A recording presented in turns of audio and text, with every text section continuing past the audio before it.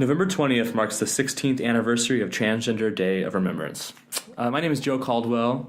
And I'm Marcel Byrd, and Joe and I are employees at NASTAD, which, for those of you who don't know, is a nonprofit. It stands for the National Alliance of State and Territorial AIDS Directors, and basically we're an organization that works a lot with state health departments across the country, providing technical assistance on their HIV and viral hepatitis related programming.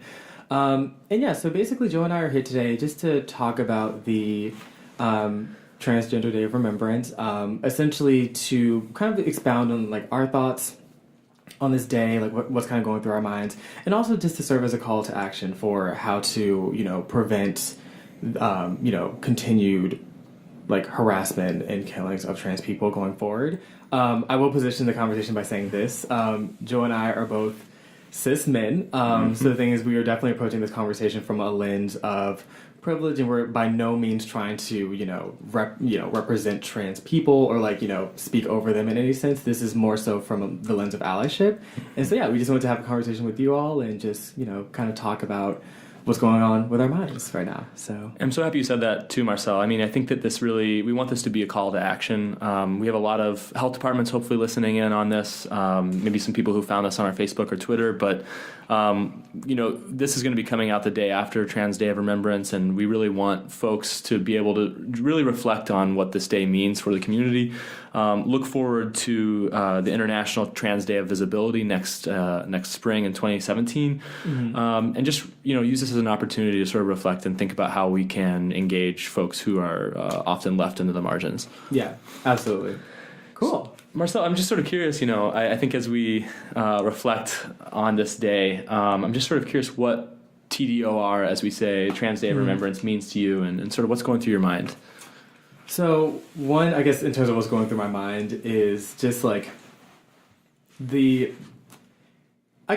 me, like just sort of like the conflict a little bit in terms of like my sentiments, in that on one end, so Trans Day of Remembrance, like to me it means so many different things. You know what I mean? It's like it's a day to pay respect to people who just like undeservingly just straight up lost their lives due to transphobia, to ignorance, cis sexism, things of that nature. But at the same time, it's also a good day to mobilize. It's a day, like you mentioned, it's sort of like a call to action. It's like we're bringing attention to this so that hopefully, Trans Day of Remembrance doesn't have to be something that kind of continues happening. I guess for me, when I talk about like conflict, what is in my mind right now is that like the fact that this is recognized as like an annual day is like something that's like, oh, like next year on November 20th, this is going to be a thing as well. It's like for me, it's like, no, we should like, obviously we want to honor, the lives of people lost, but at the same time, it's like we don't want to make this like a normal thing. This shouldn't be like a normalized day, if that makes sense. How are you feeling? Yeah, no, I think you're absolutely right. I think of the sort of divisiveness that often happens in folks who are marginalized, like LGBTQ individuals. I think back to, this is actually the 50th year anniversary of the Compton's cafeteria riots in San Francisco area. And really what that meant, that was, 3 years before Stonewall riots and protests. And so, but these were folks who were left out of any gay clubs at the time because they would have brought the police. And these are our friends, family, and just sort of thinking about the impact that these folks have sort of faced, I think, both in the communities that they are able to sort of feel welcome in now, but also I think just from the general public. And it makes me sort of think about all that we have going on against folks who are just trying to live their own existence. Yeah. We think about HB2, we think about 2017 and on, a lot that's sort of facing folks. And I think what can we do to, again, use this day as a reflection? I so agree with you. I think reflecting on this day as just one day out of the year, it's just I think it's. It's really sad that we have to sort of relegate all of our sadness and hardship to that one day, I think. And so there's a really great quote I actually read online, and they said, we're stronger than the commodified victim narrative that has been forced out of our lived experiences, right? And I think that really touches on to what you said. And just sort of, these are individuals who are not victims, right? These are people who are experiencing their lives. And I think that's the saddest part about this day. Yeah, exactly. That's the thing. It's interesting because even beyond this specific day, like this whole notion of having like a month or a day dedicated to like an entire group of people, that's always been something that's like made me feel weird. Like I'm like, wait, what do you mean I only get like 30 days to celebrate people like me, or just like, like a day? But at the same time, when you, I guess when you position it in terms of like dominant groups, majority groups, like days like this are helpful in that like for people who otherwise don't, interact with, say trans people or queer people or just whomever, this sort of like, I guess, quote, and I say this with really heavy quotes, like mainstream populations, like days like this can really serve as like, like, oh my God, like this is actually a thing going on. It can serve as like sort of like a stepping stone for people to eventually get to that point in which, like someone's like skin color or zip code or what have you doesn't have like huge impacts on like, their livelihood, health outcomes, things like that. So it's like, I'm glad that it exists, and also like it can serve as like a place to like collectively for people who are even inside that community to like come together and like celebrate. But also I'm just like, what do you mean what? Like I'm like, we should be celebrated like year round, like just whenever, you know what I mean? So. And for folks who are putting on events or vigils or similar days of remembrance around the country, it's that fear of, well, I celebrated this day, here's my check off the box, and no, you're no longer being oppressed because we had this day. And so it's like, how do you move beyond that? How do you bring this into your daily consciousness of folks who may not be interacting with like, trans, queer, anybody on the daily, Exactly. So, and like honestly, and I'm just even going to take a moment to like call ourselves out. You know what I mean? It's like we, like talks like this, like we definitely have conversations like this all the time, but on an institutional level, just making sure that yes, like outside of like these very visible days, like we're still talking about and centering trans individuals. And so it's just, I definitely don't want it to, with days like this, I don't want it to ever get to a point where it feels like commercial or like forced or like it's like outside of this day or this month, like you like, don't have to care because it's like, oh, like we already checked off our box. Like, so that's kind of where I'm at. And it's so great too. I mean, for folks who are listening, who are maybe trying to develop programs, or who are already doing programs, it's like, how do you keep this in your sort of common narrative? Like, how do you, like, this isn't, we shouldn't be filling out the trans box, we shouldn't be filling out like our black MSM box, as much as I don't like just that sort of abbreviation in itself of summing up an entire person's love and life. But I think it's really thinking critically about how is this reaching all identities and I think trying to shape our program to be as low barrier as possible for folks, but exactly. Cool. But I guess like for you, so we do kind of come at this with a vantage point of being two cis men. So that being said, I mean, what are so for all the cis people listening, like what are some things that like we should be doing? Because the thing is, honestly, like when we look at transphobia, cis sexism, just bigotry in general, like transphobia isn't a trans issue. It's an issue that cis people have with trans people. So like, it's like for something that we made, we need to be the people deconstructing it. You know what I mean? It's not on trans people to get rid of it. You can absolutely combat it being a trans person, but at the same time, ultimately, it's something that like majority groups are going to have to like take on and like really center. So like, what are some things that we can do in order to make sure that like days like this, it's not just like a sort of like lazy annual thing that we can just come to expect? Yeah, absolutely. Well, I think Thanksgiving's right around the corner, and I love it, especially with the recent election. I'm looking forward to engaging relatives of all kinds of backgrounds on who they voted for. Gotta love Iowa, and I loved Iowa, of course, but but I think it's really starting to check the people that we love around us who I think. One of my friends actually sort of explained this to me, but it's that feeling you have, right? It's like, so like, what is, like, where is that actually rooted in? Like, what is that?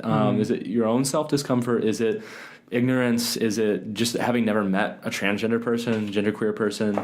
Like, where are these coming from? I think this is a larger American narrative of I think it's just folks who have not had the opportunity to meet the people that they proclaim hate and other feelings towards. And so, Not to say, again, I think you're absolutely right. This is not the role for folks who are being targeted in any way to be having to be the agents of change. Right. I think it's absolutely on us, but I think it's also, if you accidentally misgender somebody, call yourself out, right? And I think that's like the big thing. It's being able to face that discomfort that you may create or be fearful of creating. Yeah. And it's just like, there's so many cliched statements that I could say, like treat people as people, or, but like, but it's not about that, right? I think it's truly recognizing within yourself any kind of biases that you have, and I think that's like, for me, my journey in sort of accepting myself and appreciating the differences and experiences of others has been only deep reflection of the way I view the world, and so that's a big thing. But I think it's how can you, either in a health department, a CBO, like really actively work against some of the potentially oppressive policies that we may see in the next 4 years? Yeah. How are our friends and colleagues sort of working against HB2 down in North Carolina? Any other sort of similar legislative action happening in any other state around the country as well? And it's like, how can we help one another mobilize against these sort of wholeheartedly discriminatory policies, right? And so it's, how can we support friends? How can we support policy that is accepting of all, right? So I'm curious what your thoughts are. Oh, yeah, definitely. Yeah. I mean, that all is like super resonates with me for sure. But yeah, I would definitely say on top of that, or not even on top of, like, just like in tandem with that, I think what is necessary here also is just like a cultural shift. So like outside of like policy in legislative matters, well, one, just like on an individual level, just taking the time to educate yourself. Like if you're the thing is, like, as a cis person, like, I'll never just come to a point where I'm like, I understand everything it means to be trans. Like that's not something I could ever, that's not a realization I could ever come to. But at the same time, I mean, there's so many resources out there, both like online and just in living color. Like people, like there's a lot of avenues through which people can educate themselves. So I think, like, that's a huge piece. Because like you mentioned, when it comes to having these conversations with people who may not be similarly minded, it helps to kind of know what you're talking about. Yeah. And then on top of that, like, don't fall into this trope of, there's actually a number of things I want to say. Yeah, good. So you don't want to ever fall into this trope of being like, oh, I'm an ally, and so like I've done my job as an ally. Like that's not like it's not necessarily like it kind of annoys me a little bit that like ally is often framed as like an identity. It's like something that people just kind of tattoo, and it's just like, I've done my part. It's like you can always, because the thing is like you mentioned, like we all need to hold ourselves accountable, and the thing is like we can at any point all say like problematic things, and the thing is, if you have this like inflated sense of like, oh my god, I just understand everything, and like I know everything that's going on, then like that's not something you're going to be receptive to. And like you need to always be open to being called out, or just like even like if someone doesn't call you out, just realizing it. Like if you have a moment in your mind where you're like, was that problematic? Like breaking that down. Like don't just let yourself be like, oh well, like I am like on the surface like like here for like trans people, so like there's nothing else that like for me to do. So that's a huge thing. On top of that, I would also just say, just in general, like I really appreciate that, we can come together and have this discussion, but at the same time, like don't just see trans people for their oppression. Like don't like sensationalize like, the violence towards them. Like these people and like I really don't want to fall into this like everyone's a person, but like legit like everybody's a person. So the thing is, it's like, don't only talk about trans people when you're talking about violence. Don't only bring up trans people when it like comes from this lens of like some disparity that they're facing. Like these are people that need to be included on like just in every discussion that we're having. Like that's not the only time that they should be brought in. And because you definitely don't want to like come to a point where you're like sensationalizing like things that are happening to them. That's like really messed up. So that's the big thing. I'm trying to think anything else. Also, just like, get involved. Like if there's any sort of like coalitions going on, or like any organizations that you maybe can like volunteer with, or just like any sort of other hub through which you can kind of like from a group level, like engage in activism. I think that's really important. And like lastly, like you mentioned, just like calling people out. Like I know it can be uncomfortable to be like, hey, yikes, when you said this, it was kind of like, I kind of just want to break that down. Like that might feel uncomfortable, but at the same time, like the discomfort that you feel is molecular to the discomfort of like a daily lived reality of oppression. And like, again, like it's not about you, it's not about your emotions. Like you'll be fine. So just realize that like we need to all hold ourselves accountable. And it's not a race. It's not like, oh my God, like I'm so much more advanced than anybody else. It's just, there's a lot. It's a process that's going to take place over our entire lives. So absolutely, just kind of accepting that. I went in just now. Yes, you did. Yeah, good. Just a lot of thoughts that people can do. So yeah.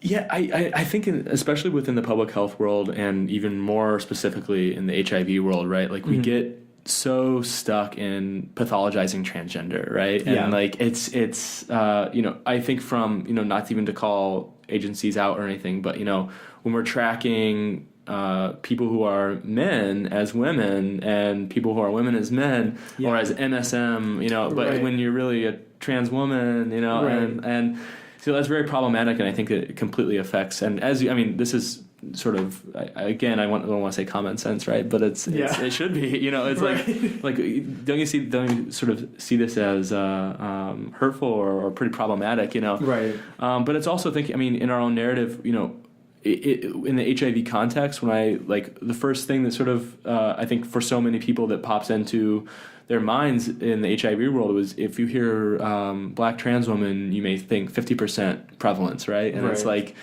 how do we move beyond that? How do we sort of move to a model of like celebration and sort of embracing, rather than like this is a group, a target group, a target population of people, a key population, right? And so it's.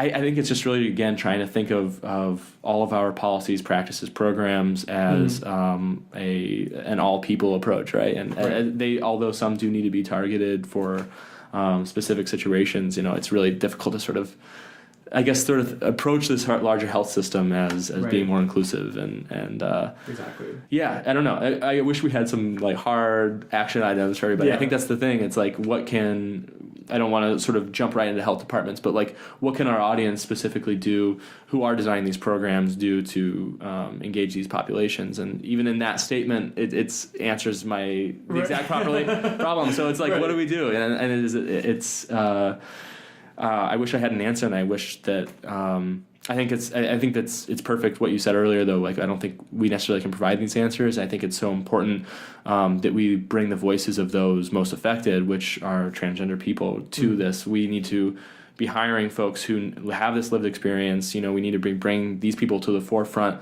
of policies that are most affecting them. And so, I think it's just, how do we develop that sort of avenue to bring those people to the front? And I agree. And like, in doing so, and like bringing in trans people like at every part of the equation, just making sure, again, that like you don't fall into this trope of like, oh, this is a trans person, so they can talk about like just it's like, like these are like, like to even say this sounds like ludicrous, but it's like, like these people bring so much more to the table, and it's like that's not the, like, you shouldn't like hire a trans person thinking like, oh, like, there's like this like trans related thing that we want to do, so like, we'll just have this person work on it. It's like, because like the person, like that person could just choose not to work on it, which is like totally fine, like it's like it's not anyone's burden in particular. Like it's not, so just making sure that like in the inclusion of trans people, you're not going about it in sort of like a voyeuristic or like sort of like overly simplifying way, just like literally just treating them like an actual person, like the way you see this, like I don't want to fall into like stereotypical like statements, but it's just, I think that's really important. And also just like making sure that like institutionally you're always asking questions, and like not falling into the whole thing of like, oh, well, this is like always how this has been done, or like, currently this is how we go about things. It's like, sure, there might be certain like when it comes to like, for example, like data collection, like you mentioned earlier, like there might be certain terms or certain measures that are like normalized, but at the same time just always keeping in mind like this also doesn't have to be this way, like this is something that we created, so we can like change it. Like we can like adjust to like the times. So that's where I'm at. But in terms of action items, like aside from what we mentioned earlier, like I guess there's like no sort of like definitive like, oh, like just like do these 3 things and like you'll be fine, because again, like I mentioned, like there's a lifetime process, so like I don't want to give off the vibe that you can just like check off these 3 boxes and you're like good to go. So so I think that's time. do you have like any closing thoughts? Any like? I just want to keep singing the song that this you just heard from two cis guys, and and you know, it's we have so much to learn, and I think that as I don't know, I like what you said a lot just about sort of self-identifying as an ally, but that's what does that mean? You know, It's like what does that? I mean, that's the tattoo of the ally, and I think. That we're always open. I think that we would love to hear folks sort of comment on any of the avenues that we're releasing this, and come engage with us about any questions you have, and ways that we might be able to collaborate, work with you all. We're really excited just to be able to have this platform to be able to speak about this, but again, I think with recognition of our own limitations. And so I'm also really just excited as a plug. We have another podcast being released pretty shortly after this, talking about developing a sort of trans-inclusive infrastructure in the state of Virginia, and that's from Ted Heck. I'm super excited for everybody to listen to that as well. But, yeah. Definitely. Honestly, my closing thoughts are just about the same. You know, just remember, just like, you know, hold yourselves accountable. You know, Thanksgiving is right around the corner. So, like, it's a really good time to have conversations. And honestly, just always, just don't look at this day as something that, like, should be, like, constantly happening every year. Like, just, like, you know, really just, like, work to educate yourself, educate others around you, but also, like, don't fall into the whole, like, ally tattoo thing. But yeah, so that's pretty much everything. Well, thank you all for listening. Yeah, thank you. And yeah, we'll see y'all later.